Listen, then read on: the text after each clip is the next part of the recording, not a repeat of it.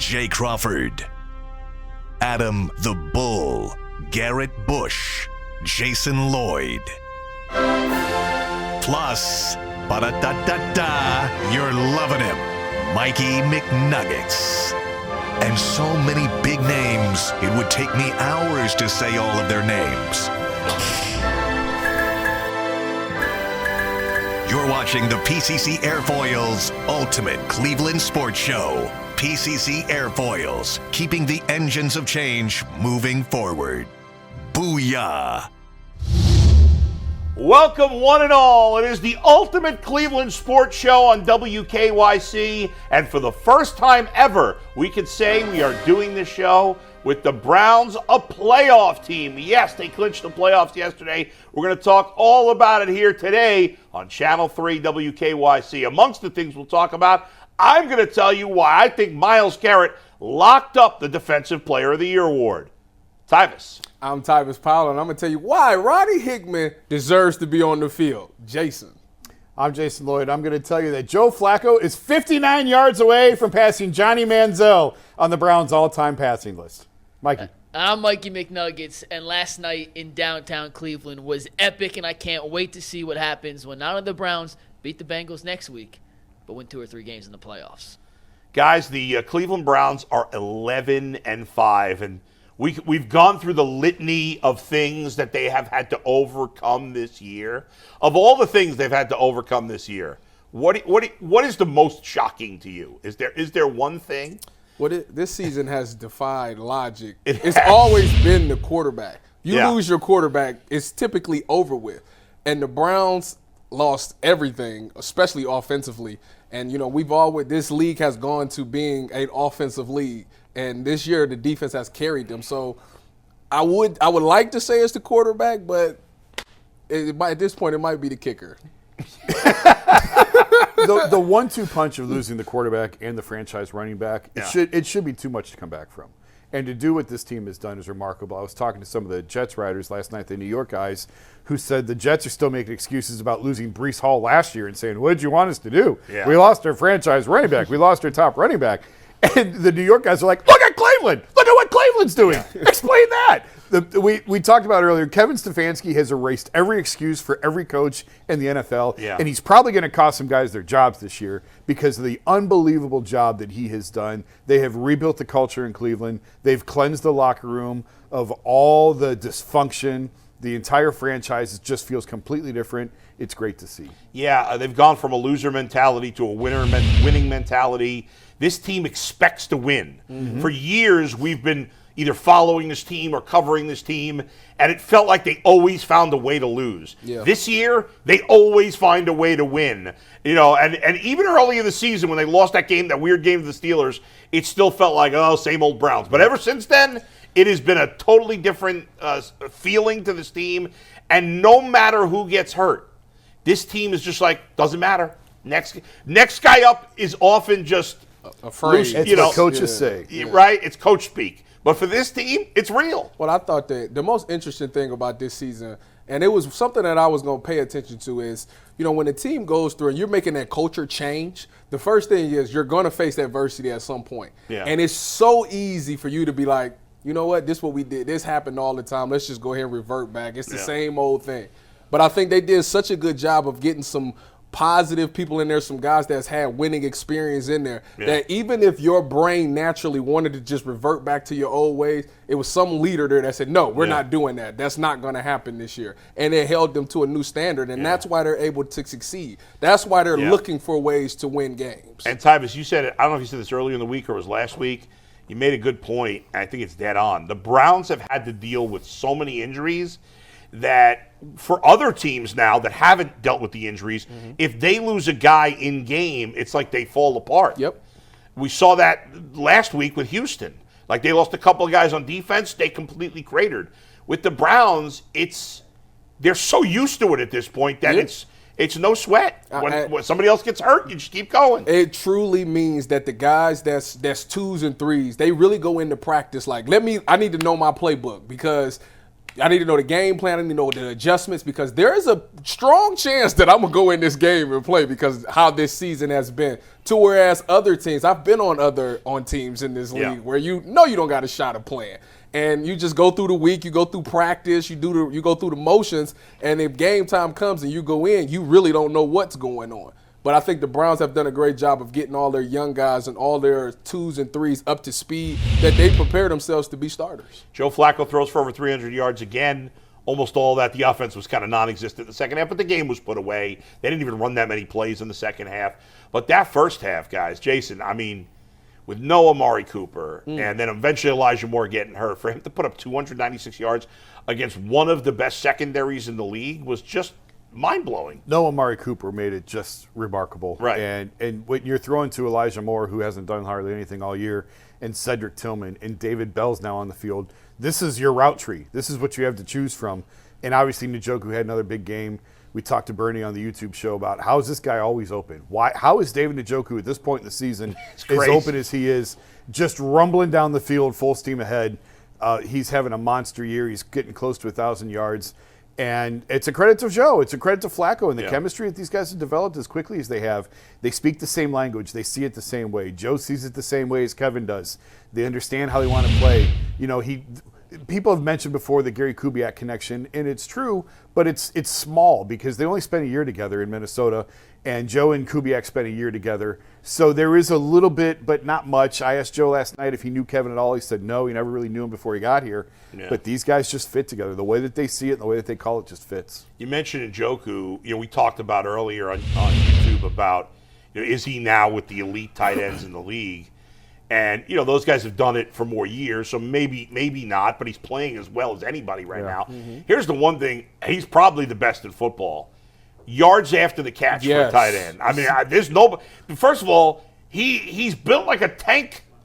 I mean, he's hard to tackle. You want to do his workout? You got to go with me and Mikey and do his workout. You will understand why he's built like a tank. Well, and, not only is he big and strong, but he's such a great athlete. And to have how many tight ends are great athletes and also big or strong? Can catch the ball and can also block real well. There's not a lot of guys like that. I think the biggest difference with him this year is the mindset. I think he now truly believes that I am as good as all these other tight ends in the league. Yeah. When he gets that ball and it's a DB, he thinks to himself, dude, you don't train as hard as me. You don't work as hard as me, so I'm going to just run straight through you. That's why it's so hard to get that man down. How many times have we seen him get a catch, and as he's getting tackled, he keeps his feet moving on contact, and he picks up those yards. I remember the one game where he drove the guy 10 yards down the field before they could even tackle him. It's a mindset thing. When he gets that ball, he thinks to himself, I'm scoring a touchdown. How much fun, this has got to be. Listen, the 2020 season was fun. I don't mean to diminish what the Browns did that year, what Baker did that year, which is fantasy, but because there was no fans at the games, it just wasn't the same. Yeah. This has got to be the most fun Browns season in decades. Oh, for sure. You go back. There was, I guess, I was trying to remember, in 2002, with the last time they clinched at home, it was the William Run game that, of course, our Jim Donovan called. But the Browns still hadn't clinched until later in the day. So the last time that the Browns played a game, won the game, clinched a playoff spot, knew they were in, was the 80s. It was the 1980s when they did it at home, I think it was. Yeah. So it's been decades, literally, since anything like this has happened. I agree on 2020.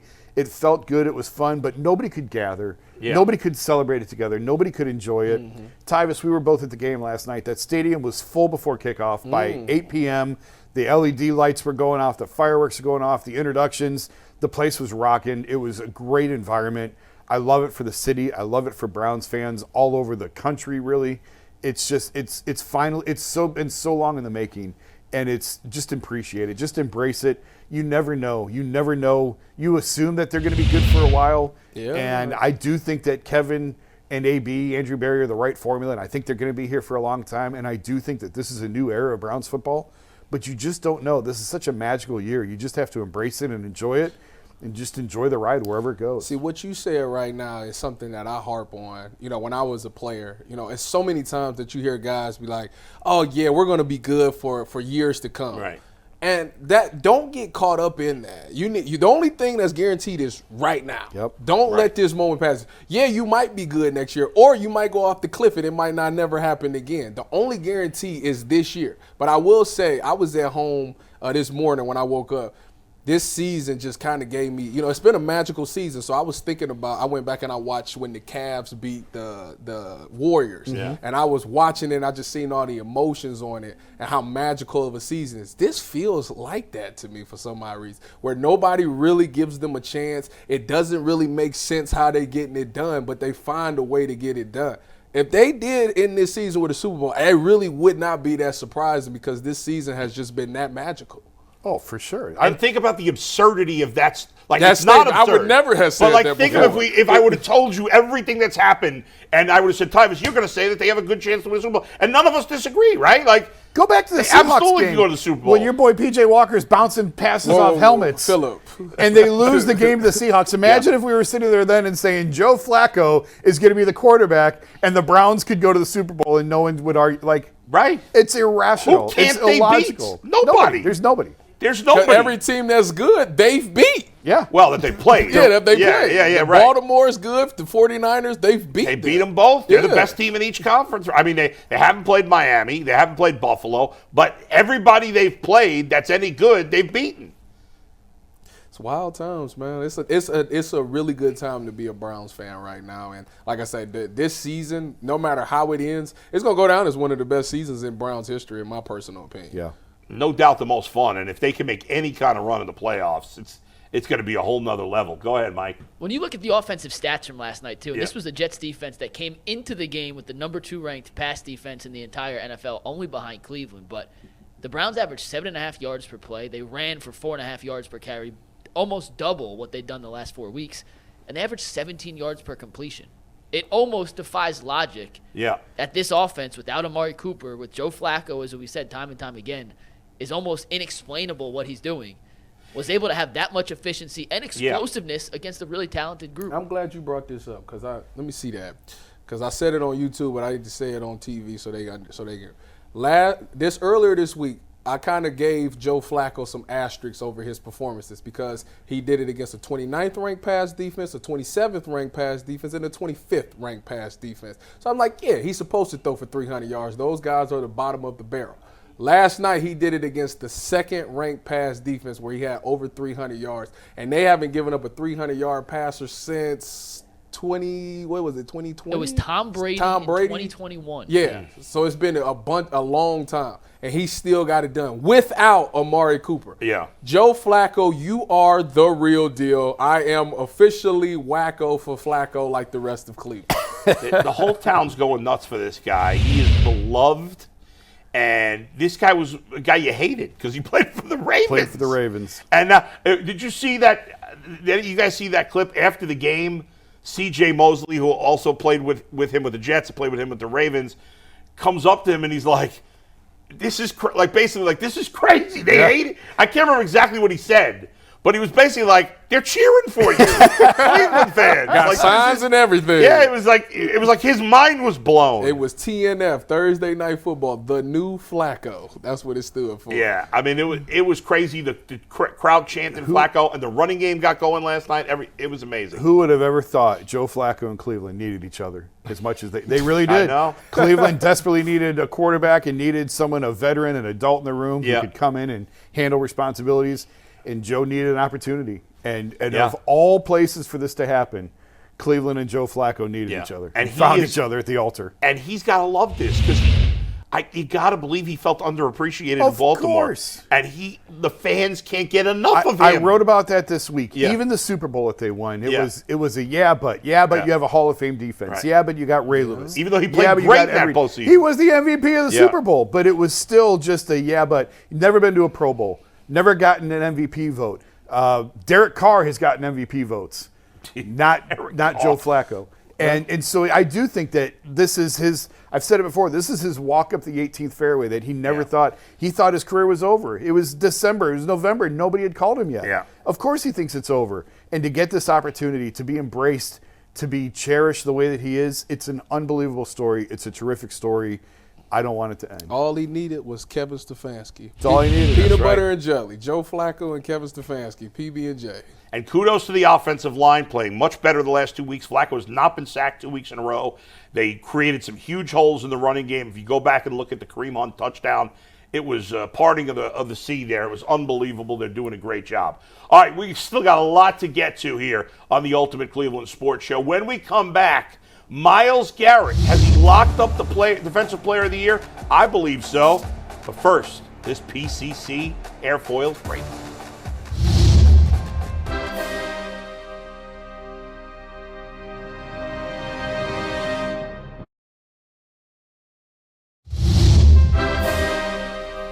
Welcome back. It's a Browns clinching the playoff edition of the Ultimate Cleveland Sports Show here on WKYC. If you're new to us, make sure you check us out on YouTube. Go to the Ultimate Cleveland Sports Show on YouTube. We're on every weekday from 11 a.m. to 1 p.m. and on Fridays 11 a.m. to 12:30 before coming over to WKYC. Make sure you subscribe to our page and give us a thumbs up. Guys, Myles Garrett obviously has been in contention for the Defensive Player of the Year award. Last night he ended a sackless drought of 4 games. He had one. I think he had like 11 pressures in this game, some ridiculous number. He was in the backfield. He's playing against Mekhi Becton, who outweighs him by like 100 pounds. Yeah, but they did a great job of showing him getting leverage. I thought he was outstanding last night. He looked back to his normal self. Do you guys believe that he locked down the Defensive Player of the Year award last night? Well, I think it's come down to him and Micah Parsons, I think, are the 2 heavy favorites. Obviously, you got to see what Micah Parsons just because Vegas has it that way doesn't necessarily mean it's the case. That's true. But both of them really have direct impacts on the game. I think what I like about Myles is that he's playing the run game really well. Obviously, he didn't have the sacks for those, 3 or 4 games, but he still was very heavily involved in the run game. And teams still have to game plan around Myles Garrett. He still has, last night, just completely lived in the backfield. I mean, some of the plays that he was making, he definitely looked back to his old self. He continues to play, well, we don't know. Seeing how this game goes with Baltimore and Miami, we don't know if he's going to play next week or not. If that was his final performance and that's the last thing that these voters see, I would definitely say he would win DPOY. He should win it. Absolutely, he should win it. I hope he does. I think it's going to be a really interesting conversation if Baltimore locks up the 1 seed. I'd like to be a fly on the wall in the room when Myles and Kevin sit down and Kevin tries to tell him, maybe you should sit this one out. You know Myles Garrett's going to want to be on that field. I mean, he was on the field at the end of the game when the game was over. Yeah, you're going to have a hard time dragging him off that field, but I do think it's probably the right call to sit him if there's nothing left to play for.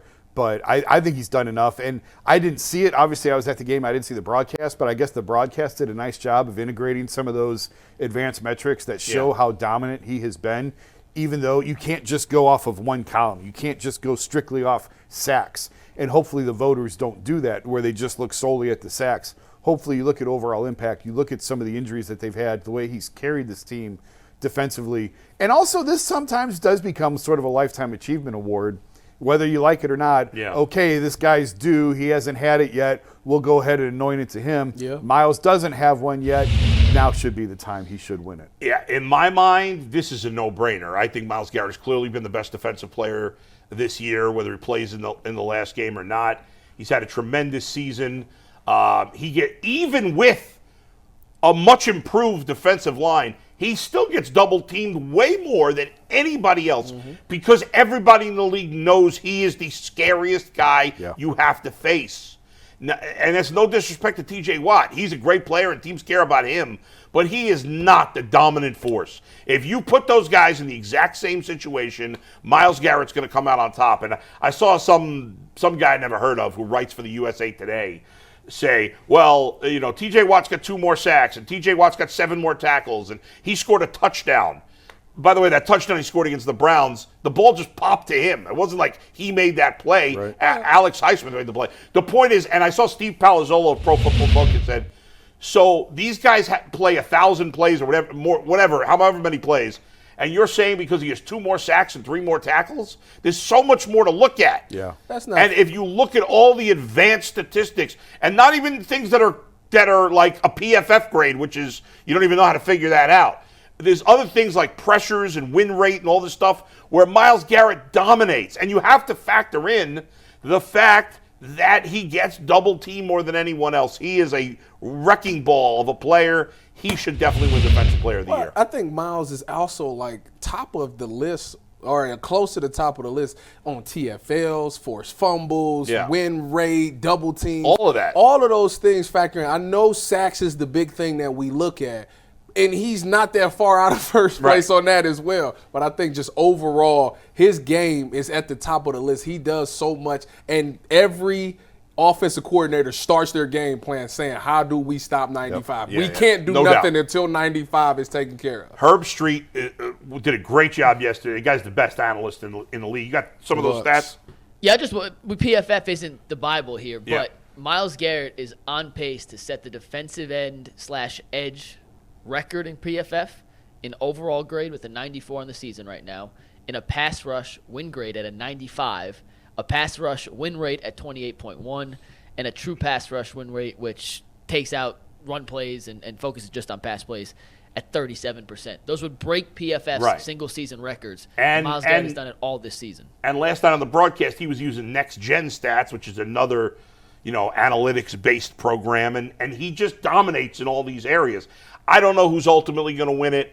I think it should be Myles Garrett. According to FanDuel, we had the numbers up there before. He's an overwhelming favorite at this point. He really stood out, and he's, the idea that you have to give it to the best player on the best defense, I don't necessarily agree with that. He happens to be the best player on the best defense, but I think you give it to him because he's the best player, not just because the Browns' defense is the best. Yeah, I agree. He's done everything he could possibly do. He's fought through injury. He's had the shoulder issue the last few weeks. I thought it affected him for a couple of weeks, and lately, the last couple of games, he feels like he's back to himself. I ain't hearing that touchdown thing either, because the Colts game, he stripped the ball. It just didn't land in his lap. Right. Somebody else got stupid. it, but that would have been easily his touchdown. That makes no sense. Fortunately, I think that that type is in the minority. I think that voters to this point are a little bit more polished and a little bit more advanced in how they look at these things. By the way, real quick, we talked about how he could win Defensive Player of the Year. Stefanski can win Coach of the Year. Joe Flacco. I know they're going to give it to DeMar Hamlin. I'm not so sure. Which they shouldn't. I'm not so sure. And DeMar Hamlin, you give him a separate type of award for being alive, right? He was dead and now he's alive. He's played one game all season. I don't know how he's comeback Player of the Year. Yeah. Joe Flacco should become he's the best story in the NFL. And isn't there an award for Best Assistant Coach of the Year? Yeah. That's got to go to Jim Schwartz, no? Yeah. There you go. All right, Mike, you got to read for us. What do you got? If you're looking for a job with career advancement and great benefits, PCC Airfoils is a leading manufacturer in Northeast Ohio. All locations of PCC Airfoils in Eastlake, Menor, Wickliffe, and Minerva are hiring for all positions starting at $18 and up, plus full benefit packages, paid time off, and a signing bonus. You can apply online at precast.com/careers to learn more. We are handing out our game balls when the Ultimate Cleveland Sports Show on WKYC returns next.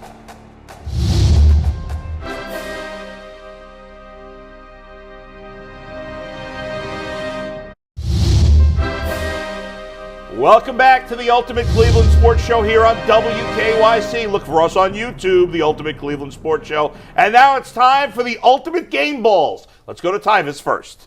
My game ball goes to Myles Garrett. Obviously, he's had a phenomenal game, but the conditions that he was playing under, he just recently had an uncle pass away Christmas night. He played with a heavy heart, and he still had a passionate game out there. So, game ball goes to Myles Garrett. Yeah, we didn't mention that today. Condolences, obviously, to Myles Garrett. It's tough. He talked about his mom, decided that he should play, and we're glad he did, but everybody feels terrible for him and his family. My game ball goes to who else? Joe Flacco, baby. The guy against the Jets, the second best pass defense in the league at 38 years old without his best receiver, threw for 296 first half yards, went over 300 for the game. Again, he's been phenomenal. Take that game ball, Joe. Jason? I'm going to cut my game ball in half. I'm going to give half to Kevin Stefanski and half to Andrew Berry. The job that they've done this year, both of them, front office, coaching staff, remarkable. They filled every hole they needed. They hit on undrafted guys. They hit on free agents. Kevin kept the ship together. The quarterback went down. The running back went down. All the injuries. They've kept this thing going. They should be Coach of the Year, Executive of the Year. Give them every award. And for today, I'll give them my game ball too. Well done, And for Mikey. my game ball, how about the city of Cleveland and the fans of this franchise who have had to sit through decades of non-winning football to cherish the moment last night? The atmosphere in the city was unbelievable, and the fans, the people of this city, deserve the game ball just as much as any of the players do. Cleveland. Love a good kiss up to the fans, Mike. Way to go. Thanks to everybody for watching here at WKYC. Look for us on YouTube, of course. We love you all. Playoffs are coming. Happy New Year. We'll see you next week right here on the Ultimate Cleveland Sports Show.